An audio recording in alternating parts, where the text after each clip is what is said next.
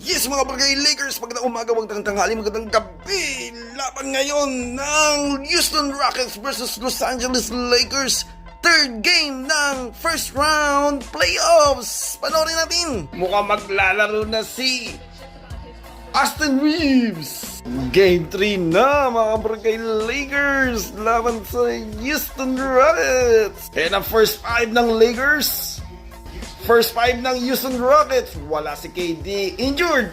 Ayan na po si LeBron. Jumbo na mga Bray Lakers, ayan na po. Sino una makakuha ng bola?